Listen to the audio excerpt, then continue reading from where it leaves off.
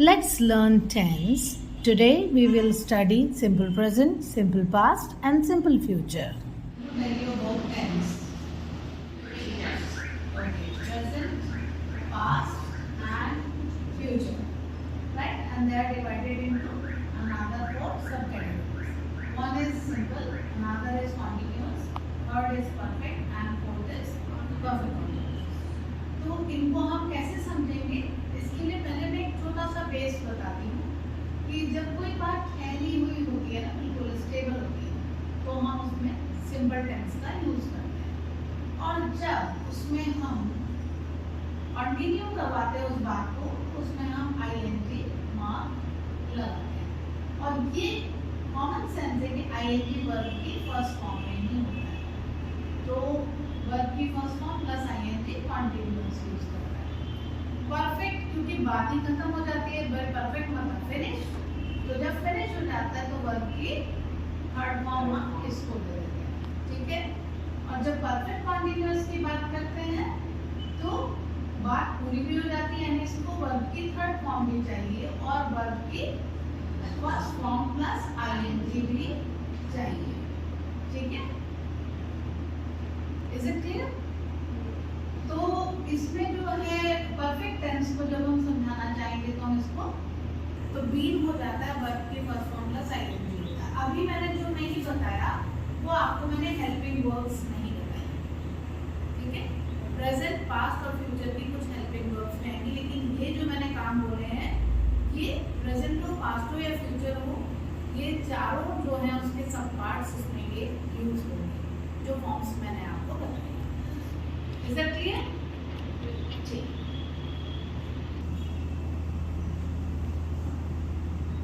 Let us move on to the next slide. This is forms of verb.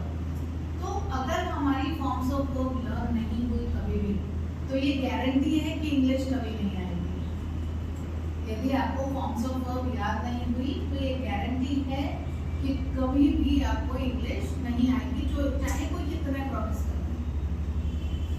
क्योंकि अगर tense को लोग मानते हैं और पुराने समय से ही मानते हैं कि टेंस जो होता है वो रीढ़ की हड्डी होता है, बैकबोन होता है इंग्लिश में, लेकिन उसके अंदर जाने वाली स्पाइनल कॉर्ड क्या होती है? फॉर्म्स ऑफ वर्ब्स, ठीक है। जैसे सिंग एक फॉर्म है, ये देखिए यहाँ पर सिंग एक फॉर्म है, फॉर्म होगी sang, ठीक है।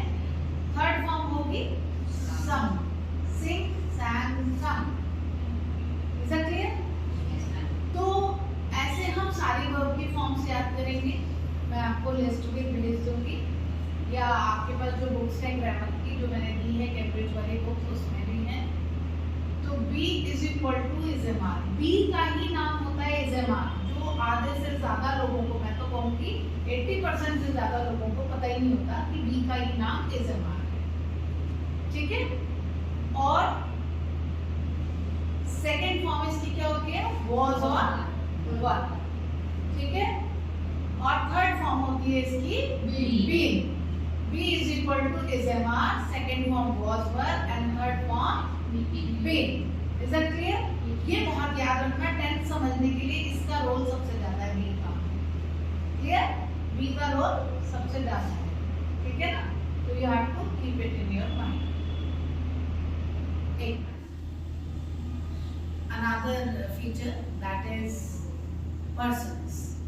पर्सन्स के बारे में भी अगर नॉलेज नहीं होगी तो भी टेंस गड़बड़ हो जाएगा। फॉर्म्स ऑफ वर्ब भी तैयार होनी चाहिए और पर्सन्स के बारे में भी जानकारी होनी चाहिए, राइट। जैसे पर्सन है फर्स्ट पर्सन, सेकंड पर्सन है थर्ड पर्सन, ठीक है। फर्स्ट पर्सन में आई, मैं ही हूं ना पहला व्यक्ति, तुम यू आर सेकंड, ठीक है। ही इज थर्ड, सिंगुलर है, मैं अकेली सिंगुलर, आप अकेले, आपके लिए मैंने बोला तो वो भी सिंगुलर, और ही ये है अकेला तो ये भी सिंगुलर, और इनके लिए बोला शी तो ये भी सिंगुलर, और अगर मैंने बोला होता इसके लिए रिमोट के लिए तो इट होता, ये भी सिंगुलर, ठीक है। अब इसको जब मैं प्लूरल करूंगी तो मेरे साथ में जब एक और मिल जाएगा तो हम हो जाएंगे, मैं और ये हम, हम आप दोनों से बात कर रहे हैं, हम आप दोनों को बता रहे हैं इन तीनों के बारे में कि ये तीनों जो है प्री इंटरमीडिएट लेवल कोर्स कर रहे हैं, तो बता रहे हैं, यानी आप दोनों भी प्लूरल हो गए, हम भी प्लूरल हो गए और इन तीनों के बारे में बता रहे हैं। तो एक से ज्यादा कुछ भी होगा तो वो प्लूरल है। जो है नॉन लिविंग थिंग के लिए नहीं लगता, तो मैं बता रही हूँ दे आर रिमोट्स, दे, हाँ 2 रिमोट्स हो गए ना, तो ये भी दे यूज होगा इनके लिए। अब आप सोचोगे इट के लिए हम दीज लगाएं क्या, नहीं, आप दे देम का यूज नॉन लिविंग थिंग के लिए भी कर सकते हैं। Is that clear? Then comes, जैसे आई हुआ, वी हुआ, यू हुआ, यू हुआ, यहाँ पे देखो ग्रीन से है, और they, these, those, names, things etcetera, ये सारा ग्रीन से लिखा है। तो ये क्या हुआ कि मैंने इसको ही, शी, इट को मैंने क्यों इसको मैंने पिंक कलर से लिखा है, ये हाईलाइटेड क्यों? This is my question. ये इसलिए हाईलाइटेड है क्योंकि जब भी हम प्रेजेंट टेंस को स्टडी करते हैं, कौन सा टेंस? प्रेजेंट टेंस को जब भी हम स्टडी करते हैं तो इसको प्रेजेंट टेंस वीआईपी की तरह से ट्रीट करता है। कैसे ट्रीट करता है? वीआईपी की तरह से ट्रीट करता है। थर्ड पर्सन सिंगुलर, किसको? थर्ड पर्सन सिंगुलर को कौन ट्रीट करता है? प्रेजेंट टेंस ट्रीट करता है as a VIP. VIP for कौन सा टेंस? हाँ, प्रेजेंट टेंस। कोई भी प्रेजेंट हो उसमें इसको वीआईपी की तरह से ट्रीट किया जाता है। पास्ट और फ्यूचर में ऐसा नहीं होगा। फॉर एग्जाम्पल, मैं एक एग्जाम्पल दे देती हूँ। आई के साथ मैं लगाऊंगी सिंग, मान लो वर्ब लगानी है तो मैं क्या लगाऊंगी? आई सिंग। और यहाँ पर भी लगाऊंगी वी सिंग, वी सिंग, ठीक है। यहाँ पर भी मैं लगाऊंगी यू सिंग, ठीक है। यहाँ पर भी लगाऊंगी यू सिंग, और यू के साथ भी हम सिंग लगाएंगे, ठीक है। अब दे के साथ में भी हम सिंग कहेंगे, दे सिंग। लेकिन जैसे ही ये वाला वर्ड आ जाएगा, ही, शी, इट वाला, थर्ड पर्सन सिंगुलर, तो हम वर्ब को फट से इसमें एस दे देंगे, सिंग्स। क्या कर देंगे? सिंग्स, ठीक है। अगर आई के साथ डू नॉट लगेगा, मान लो इसके साथ भी डू नॉट लगेगा, राइट, इसके साथ भी डू नॉट, इसके साथ भी डू नॉट, इसके साथ भी डू नॉट, नेगेटिव में डू नॉट लगाएंगे, मगर इसके साथ हम क्या लगाएंगे? Does not, does not, clear. और जब डज नॉट लगाएंगे तो ये वाला जो सिंग का एस है ना, ये भी इसमें आ जाएगा, तो डज नॉट सिंग हो जाएगा। ये मैं आपको भी आगे समझाने वाली हूँ डिटेल में, अभी तो मैं एक ओवरव्यू दे रही हूँ आपको, राइट। ये ओवरव्यू है, इज इट क्लियर? फिर जब हम परफेक्ट टेंस में देखेंगे तो यहाँ पे लगेगा आई हैव, हेल्पिंग वर्ब यहाँ पे क्या आ जाएगी? I have. सब में हैव रहेगा, और इसको क्या मिलेगा? हैज मिल जाएगा। सबको जब परफेक्ट कॉन्टिन्यूअस में हैव बीन मिलेगा तो इसको हैज बीन मिल जाएगा। Is it clear to you? कोई डाउट नहीं? चलिए, सिंपल प्रेजेंट टेंस में क्या होता है? वर्ब की फर्स्ट फॉर्म यूज होती है। ध्यान दो, कौन सी फॉर्म यूज हो रही है? वर्ब की फर्स्ट फॉर्म यूज होती है। आई सिंग अ सॉन्ग, क्या बोला? आई सिंग अ सॉन्ग। इस आई सिंग अ सॉन्ग में देखो, ध्यान से देखो, इसके अंदर एक डू हेल्पिंग वर्ब छुप के बैठी है। ये डू जो है वो क्या हेल्प करती है? नेगेटिव, इंटरोगेटिव और एम्फेटिक बनाने में हमारी हेल्प करती है। अगर मैंने कहा आई सिंग अ सॉन्ग तो मतलब हो गया मैं गाती हूँ, सिंपल बात है। लेकिन अगर मुझे मना करना है तो कोई तो बहाना, हेल्पिंग वर्ब तो चाहिए होगी ना, मना करने के लिए कोई हेल्पिंग वर्ब चाहिए होती है। नेगेटिव में हेल्पिंग वर्ब या मॉडल का यूज जरूर होता है, तो यहाँ पर हमें हेल्पिंग वर्ब क्या निकलेगी? डू। तो क्या लगेगा? Do you sing a song, तो इंटरोगेटिव हो गया, प्रश्न बाहर निकाल दिया। इसका मतलब ये यू सिंग अ सॉन्ग के बाद डू छुप के बैठा था, वो बाहर निकल के आ गया। क्यों? क्योंकि बॉडी लैंग्वेज क्या होती है? Do you. जब सवाल पूछते तो ऐसे होते हैं, कौन है, क्या है, कहाँ है, do you, are you, will you, ऐसे ही होती है ना। तो ये हेल्पिंग वर्ब सब्जेक्ट से पहले आ जाएगी। Do you sing a song, और नेगेटिव बना दे तो क्या हमारी बॉडी लैंग्वेज रहती है? Do not.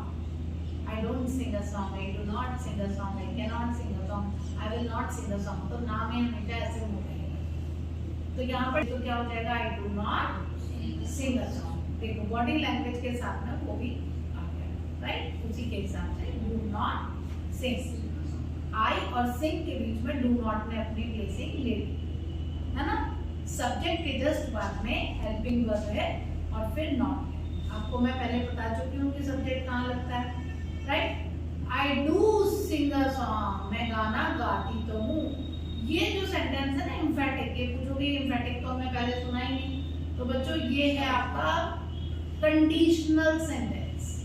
तो मैं जब टेंस पढ़ाती हूँ तो कंडीशनल सेंटेंसेस इसमें जरूर लगा देती हूँ। This is conditional sentence. तो कंडीशनल में क्या हुआ? मैं गाना गाती तो हूँ, मतलब वो एम्फेसिस दे रहा है, एम्फेटिक बता रहा है, वो बता रहा है कि मेरी प्रेजेंस वहां पर है, मैं गाना गाती तो हूँ। I do sing a song. Is that clear? Any doubt? Shall we proceed? Next है थर्ड रूल है, अगर there isn't a main verb. अगर भाई मेन वर्ब ही ना हो। मेन वर्ब क्या थी? सिंग। अब यहाँ पर तो है सिंग है लगी हुई है ना।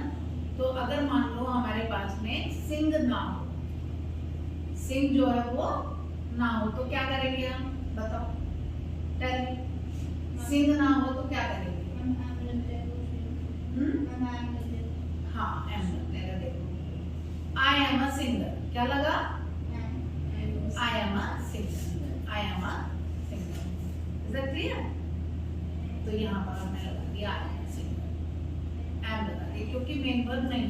तो प्रेजेंट टेंस की प्रेजेंस कौन देगा? एम देगा, आर देगा, इज देगा। इज एम आर किसकी प्रेजेंस देगा? बी। जब बी का नाम है लेकिन किसकी प्रेजेंस दे रहा है? फर्स्ट फॉर्म की, क्योंकि और तो कुछ बता नहीं सकता। आई की कोई फॉर्म नहीं होती, सिंगर की कोई फॉर्म थोड़ा होती, वो तो नाउन और प्रोनाउन में आ जाते हैं, है ना? तो वर्ब की होती है फॉर्म, तो वर्ब तो है नहीं, तो हम हेल्पिंग वर्ब का इससे काम करा लेते हैं, जो कि बी का नाम है। बी की फर्स्ट फॉर्म है इज एम आर। इसमें कोई डाउट नहीं? She sings a song. क्या कहा? She sings a song. अब सिंग्स क्यों लगा? एस क्यों लगा? क्योंकि मैंने क्या बताया था, बैक स्लाइड पे चलते हैं हम। ये कहा था मैंने वीआईपी है प्रेजेंट टेंस के लिए। प्रेजेंट टेंस में जैसे ही ईच आएगा तो वर्ब को कुछ ना कुछ मिलेगा, वर्ब में कुछ ना कुछ ऐड होगा। वो क्या होगा? एस या फिर ES, as per the requirement. कल मैंने यहाँ पे बोर्ड पे बताया था ना, जहाँ जहाँ सीपी आती है वहां पर ईएस आता है या ओ से एंड होता है, तो 90% जगहों पर ईएस आता है। बताया था। सीपी कहाँ निकलती है? बॉक्स, बंच, बुश, बस, है ना?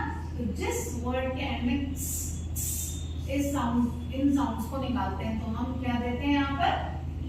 ईएस लगा देते हैं। अगर ना ओके, तो I think it is clear to you कि जो थर्ड पर्सन सिंगुलर आ गया, जब ये आ गया तो शी के साथ में हमने क्या लगाया? डज नॉट लगाया यहाँ पे, क्योंकि यहाँ पर एस आ गया था। शी सिंग्स अ सॉन्ग, तो जब शी सिंग्स अ सॉन्ग है, इसमें भी है सिंग का जो एस था वो डू ने ले लिया और वो डज बन गया और मम्मी हो गई फ्री। है मम्मी है, मेन वर्ब समझो मम्मी है और हेल्पिंग वर्ब समझो पापा है। तो जब हेल्पिंग वर्ब यानी पापा नजर आ जाते हैं, डू जो छुप के बैठे हुए हैं, वो जब नाना जी के घर जाती है मम्मी तो क्या करती है? बैग टांग के ले जाती ना अपना। तो शी सिंग्स अ सॉन्ग में मम्मी ले गई, लेकिन पापा आ गए तो पापा ने बैग उठा लिया, मम्मी हो गई free. Does she Singh a song? अब पापा भी हो सकते हैं, आप भी हो सकते हो। अपनी मम्मी से थोड़ा उठवाते हैं बच्चे, कहते हैं लो मम्मी मैं उठाऊंगा, ऐसे कहते हैं ना। तो this is like that. She does sing a song. वह गाना गाती तो है। This is emphatic. Is that clear? Yes. अब यहाँ पे मैं ये नहीं कहूँगी कि भाई मम्मी की हेल्प करते हैं, भाई अगर पापा वर्ड करते हैं तो बच्चे पापा की भी हेल्प कर सकते हैं, कोई प्रॉब्लम नहीं। मतलब जैसे आपको समझ में आए वैसे आप इसको अपने दिमाग में डालो। Is that clear? Okay, universal और हैबिचुअल सेंटेंसेस आर भी यूनिवर्सल फैक्ट्स वो सब प्रेजेंट नहीं आते हैं। The sun rises in the east, कभी वेस्ट में होता है क्या सन? नहीं ना। Sun moves around the sun, कह सकते हैं। Honesty is the best policy, honesty is the best policy. Honesty क्या हुई? ईमानदारी। सभी जानते हैं बेस्ट नीति है, ये तो एक अच्छी सी वो बनी हुई है, कोटेशन बनी हुई है, इसको फॉलो करते हैं तो हैबिचुअल फैक्ट्स में भी आ जाएगा ये। इसको कोटेशंस जितनी भी होती हैं, democracy is the government of the people, was the government of the people, for the people, by the people, ऐसा तो नहीं कहेंगे ना। तो जितने भी स्टेटमेंट्स हैं जो कि यूनिवर्सल हो, तो जितने भी यूनिवर्सल फैक्ट्स हैं या हैबिचुअल फैक्ट्स हैं, we include in simple present tense. इनको हम सिंपल प्रेजेंट टेंस में ही इंक्लूड करते हैं, जितने भी यूनिवर्सल हैबिचुअल फैक्ट्स हैं, ठीक है। या कोई कोटेशंस हैं, ठीक है, कोई रूल्स बने हुए हैं, वो सब इसमें ही होते हैं, पास्ट में नहीं है, ठीक। तो अभी हमने ऐसे पढ़ा, ठीक है, अब हम ऐसे पढ़ने वाले हैं, राइट। यहाँ पर हमने देखा था कि वर्ब की फर्स्ट फॉर्म लगी थी, क्यों? सिंपल प्रेजेंट टेंस का। अब जब सिंपल पास्ट में जाएंगे तो कह रहा है वर्ब की सेकंड फॉर्म चाहिए। कौन सी फॉर्म चाहिए? वर्ब की सेकंड फॉर्म। और ध्यान रखना, ये हमेशा एक ना एक बार कहीं ना कहीं हमें क्या बताता है? Time expression. कौन सा? पास्ट में। कौन से में बताता है? पास्ट टेंस में। पास्ट में टाइम एक्सप्रेशन हमें देता है।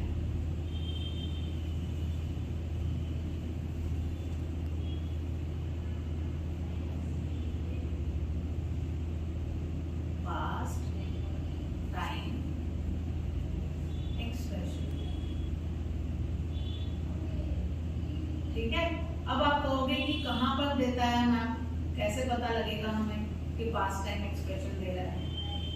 तो भाई एक ना एक बार अगर आपसे पूछेंगे where did you go last night, आप कल कहाँ गए थे, तो आप आंसर में जरूरी नहीं कि लास्ट नाइट बोलो। Madam I went to the market, I went nowhere. I went nowhere भी बोल सकते हैं, I went to the market भी बोल सकते हैं, जरूरी नहीं कि लास्ट नाइट फिर से बोलो आप। मतलब एक इंडिकेशन पास्ट टाइम के एक्सप्रेशन का जरूर डालते हैं यदि सिंपल पास्ट टेंस आप पढ़ रहे हैं। फॉर एग्जाम्पल एक और लो आप इसी में कि अगर मान लो हम जितनी कहानियां हैं जब बताते हैं तो क्या कहते हैं? Long long ago there was a king, once upon a time there was a king, once there was a king, ऐसे बोलते हैं ना। फिर उसके बाद में थोड़ा हर बार वंस वंस वंस लगाते हैं, हर लाइन में थोड़ा लगाते हैं, है ना। तो एक बार पास्ट टाइम का एक्सप्रेशन आना चाहिए, बाकी जगह आए आना है चलेगा, नहीं जरूरी होता, बस एक बार इंडिकेट करना जरूरी है, ठीक है। तो if there is a main verb in the sentence तो क्या लगता है इसमें? डिड लगता है। जैसे यहाँ पे डू था, यहाँ पे डिड लगेगा। अब आप बोलोगे कि कैसे डिड लगेगा मैम, तो मैं बताती हूँ। इसमें हमने डू की जगह क्या लगा दिया? डिड लगा दिया। सेकंड फॉर्म, हाँ सेकंड फॉर्म है ना, जो सेकंड फॉर्म है वो तो है, but we are not talking about second form. अभी हम क्या बात कर रहे हैं कि इसमें I sang a song yesterday था, सेकंड फॉर्म तो लगा ही था, ये तो बहुत जरूरी है। प्लस टाइम एक्सप्रेशन एक बार इंडिकेट करना जरूरी है। और जब इसको नेगेटिव इंटरोगेटिव करेंगे तो हम इसमें क्या लगाएंगे? डिड का यूज हम करेंगे। We will use did. कहाँ पे लगाएंगे? यहाँ पर। आई डिड नॉट या डिड यू। अपने आप से थोड़ा कोई क्वेश्चन करता है, अपने आप से करता है कोई क्वेश्चन, तो क्या आएगा? You सैंग a song. ये यहाँ पे सैंग रहा होगा, देखो बच्चों यहाँ पे सैंग रहा होगा। तो जैसे ही डिड आया, हेल्पिंग वर्ब ने सेकंड फॉर्म का लोड लिया, तो मम्मी यानी कि मेन वर्ब या पापा जो भी कह लो वो फर्स्ट फॉर्म में आ गई। जो भी जिसको हेल्प चाहिए वो फर्स्ट फॉर्म में आ गया, उसने अपनी हेल्प अपना वजन किस पे डाल दिया, डू पे, और दूसरे को क्या बन गया, डिड। तो क्या हुआ, did you sing a song, I didn't sing a song. Negative में फिर वही ना, I didn't sing a song, did not sing a song, और I did sing a song. क्या कहेंगे, I did sing a song, emphatic, I did sing a song. Is that clear, है ना। अब इसमें क्या है, was verb लगेगा, क्योंकि इसको सेकंड फॉर्म चाहिए, तो सेकंड फॉर्म किसकी आएगी, हेल्पिंग वर्ब की, मेन वर्ब तो है ही नहीं। When there is no main verb in the sentence, we use was verb to indicate past tense। तो हम was verb का इस्तेमाल करते हैं इसको इंडिकेट करने के लिए। I was a singer, मैं एक सिंगर था। Were you a singer, क्या आप एक सिंगर थे। She wasn't a singer, वो एक सिंगर नहीं थी। Is that clear? She wasn't a singer, है ना। नेक्स्ट है इसमें, अब हम देखेंगे कि थर्ड पर्सन सिंगुलर, जैसे हमने पहले ही बताया था कि वीआईपी किसके लिए है, थर्ड पर्सन सिंगुलर प्रेजेंट के लिए, तो पास्ट के लिए तो नहीं है ना, तो देखो इसमें कोई यूज नहीं, फ्यूचर के लिए भी नहीं है तो कोई यूज नहीं है। यूनिवर्सल फैक्ट्स हमने बताया था प्रेजेंट में ही आते हैं एक्चुअली यूनिवर्सल फैक्ट, तो इसमें भी यूज नहीं है, इसका यूज नहीं।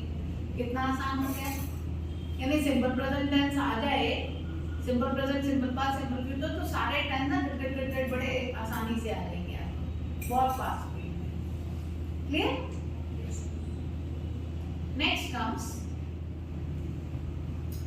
Simple future tense. जब हम पढ़ेंगे तो देखो इसमें भाई खुद ही विल मिला हुआ है, हेल्पिंग वर्ब तो ढूंढना ही नहीं पड़ेगा। आई विल सिंग अ सॉन्ग, इसमें तो था नहीं ना, आई सिंग में नहीं था तो डू ढूंढना पड़ा, आई सैंग में नहीं था तो डू को डिड बनाना पड़ा, इसमें विल ऑलरेडी है तो आई विल सिंग अ सॉन्ग। अच्छा, प्रेजेंट और फ्यूचर बिल्कुल जुड़वा भाइयों की तरह होते हैं, जो जो प्रेजेंट को चाहिए ऑलमोस्ट वही वही फ्यूचर को चाहिए।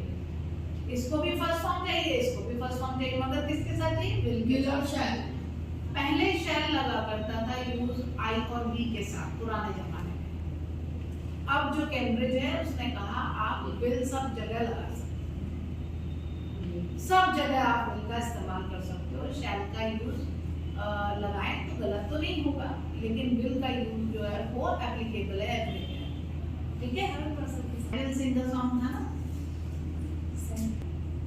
तो जो I will sing the song, ये यहाँ पर विल जो है वो इंडिकेट कर रहा है फ्यूचर को, और वर्ब की फर्स्ट फॉर्म लगेगी बिल्कुल प्रेजेंट की तरह। कितना इजी है, आप देखना पूरे जो हम 12 टेंस पढ़ेंगे ना, 12 में से सिंपल पास्ट ही है जिसके पास वर्ब की सेकंड फॉर्म आई है, वो भी पॉजिटिव सेंटेंस में। नेगेटिव इंटरोगेटिव में वो भी डिड की वजह से फर्स्ट फॉर्म होगी, बाकी फर्स्ट फॉर्म का यूज ज्यादा चलेगा। जब हम परफेक्ट में आएंगे तो फिर हमारे थर्ड फॉर्म के यूजेस चालू होंगे, वरना तो आप फर्स्ट फॉर्म याद रखिए, ठीक है। क्लियर।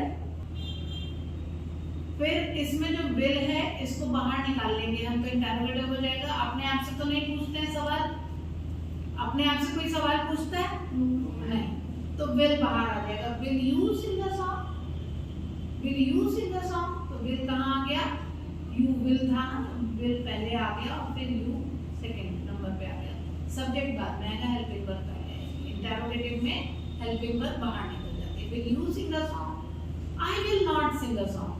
आई विल नॉट बोलूं या वोंट बोलूं एक ही बात है। विल नॉट का शॉर्ट फॉर्म होता है, विल नॉट का जो शॉर्ट फॉर्म है वो क्या है, वोंट।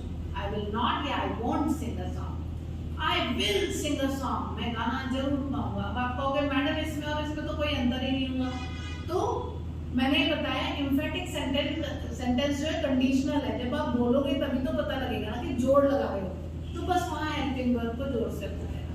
यहाँ मैं एक और टिप देना चाहूंगी कि हेल्पिंग वर्ब को जब हम जोर से बोलते हैं फर्स्ट वाली को, तो एम्फेटिक हो जाता है किसी भी टेंस में, या फिर हम नेगेटिव है तो नॉट को जोर से बोलते हैं तो एम्फेटिक हो जाता है। I will not come here, ठीक है। I am not a liar, वहां पे नॉट, ठीक है। आई एम ट्रस्टवर्दी, तो एम बोलेंगे। पॉजिटिव था तो एम और नेगेटिव है तो नॉट। यानी हेल्पिंग वर्ब है तो उसको अगर हम जोर से बोलेंगे तो एम्फेटिक हो जाएगा, लेकिन नेगेटिव सेंटेंस है तो नॉट को जोर से बोलना है, हेल्पिंग वर्ब को तब जोर से नहीं बोलना है। Is that clear? ओके। अब देखो इसमें भी फ्यूचर टेंस में भी बताया था कि इसमें कोई मेन वर्ब नहीं है तो यहाँ पर विल तो फ्यूचर तो बिना विल के है ही नहीं। अब मैंने कहा था जो प्रेजेंट को मिलेगा वो इसको मिलेगा, तो बी का ही नाम लगा था ना यहाँ पे एग्जाम बताया था मैंने आपको। देखो पीछे वाली स्लाइड्स पे चलते हैं। मैंने क्या बताया था? Be is equal to is बताया था या नहीं बताया था? है ना? तो ये जब हमने b is equal to is बताया था, यही चीज अब आपकी नेक्स्ट स्लाइड्स में आ रही है यहाँ पर कि देखो b लग गया इज की जगह पर, क्योंकि प्रेजेंट और फ्यूचर बिल्कुल जुड़वा हुआ की तरह। ठीक है, I will be a singer और इंटरोगेटिव बनाना है तो एक हेल्पिंग वर्ब बाहर ले जाएंगे। Will you be a singer, be अंदर रहेगा, सब्जेक्ट के बाद रहेगा, सिर्फ विल बाहर निकालेंगे। ठीक है, फिर नेगेटिव होगा तो आई will not be a singer, will के बाद फर्स्ट हेल्पिंग वर्ब के बाद नॉट होगा, फिर बी होगा। विल बी नॉट मत करना कभी भी, कितनी भी हेल्पिंग वर्ब्स आ जाए फर्स्ट वाली के बाद ही नॉट होता है। Got into your brain or not? Yes. Not कहाँ पर होगा? फर्स्ट हेल्पिंग वर्ब के बाद होगा। और याद रखना नॉट कभी अकेला नहीं आता, कभी भी नहीं। नेवर आ सकता है अकेला, पर नॉट नहीं आ सकता। नॉट को कोई ना कोई हेल्पिंग वर्ब नहीं तो मॉडल चाहिए ही चाहिए। ठीक है? अब नेक्स्ट आ गए हम कि जब इसमें थर्ड पर्सन सिंगुलर है तो इसमें कोई भी रूल फ्यूचर टेंस में नहीं लगता, है ना? और यूनिवर्सल और हैबिचुअल सेंटेंसेस इसके अंदर नहीं इस्तेमाल होते। तो आज मैंने आपको क्या पढ़ाया है? Simple present, simple past, simple future. इसमें कोई डाउट है? अच्छा, तो अभी इस पर हम प्रैक्टिस और भी करेंगे, ये आप लोग अच्छे से देखना। और फिर इसके अलावा मैं आपको एक वीडियो बताऊंगी जिसमें मैंने कॉन्टिन्यूअस टेंस पढ़ाए हैं इंक्लूडिंग कंडीशनल्स। तो वो वीडियो मेरे YouTube चैनल पे जाकर आप जरूर देख लेना। I will send it to you. मैं आपको बता दूंगी कैसे कैसे खोल करके देखना है। राइट, प्लेलिस्ट में जाना मेरी ग्रामर की, और ग्रामर के बाद में आप उसमें कॉन्टिन्यूअस टेंस सर्च करेंगे, यू विल फाइंड। कॉन्टिन्यूअस भी मिलेगा, परफेक्ट भी, प्रेजेंट परफेक्ट भी मिल जाएगा आपको, और शायद पास्ट परफेक्ट का है या नहीं, आई विल सी दैट।